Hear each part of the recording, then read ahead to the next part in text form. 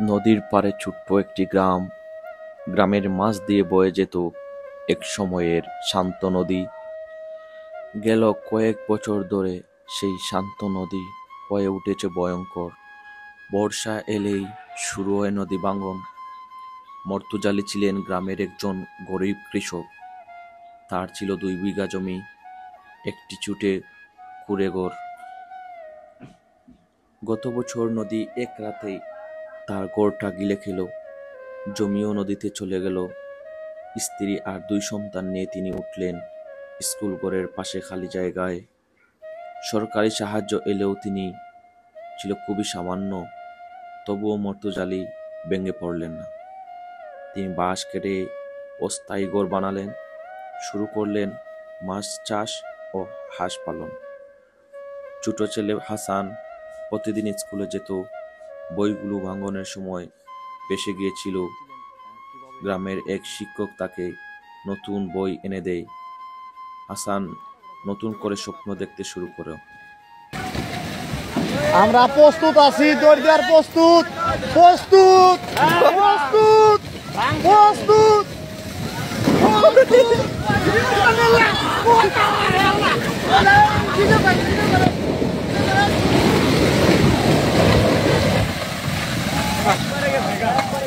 একবারে কাছে গা, একবার ধুবে ও থাকার আমরা সবাই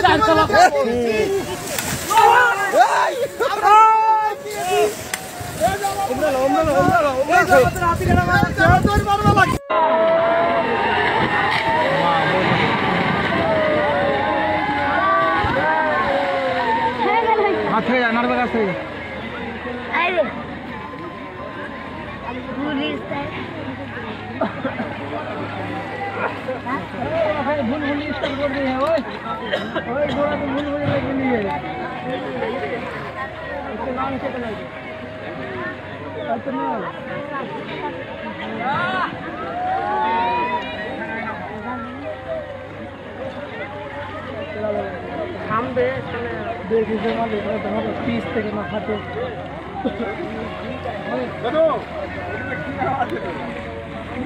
আরে গান যাচ্ছে, আমরা চলে যাবো। কি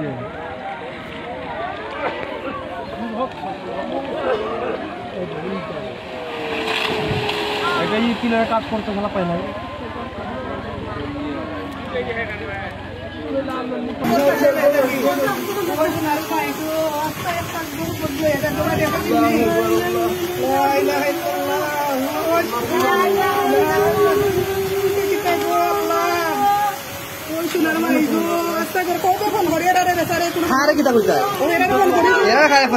মোবাইল আছে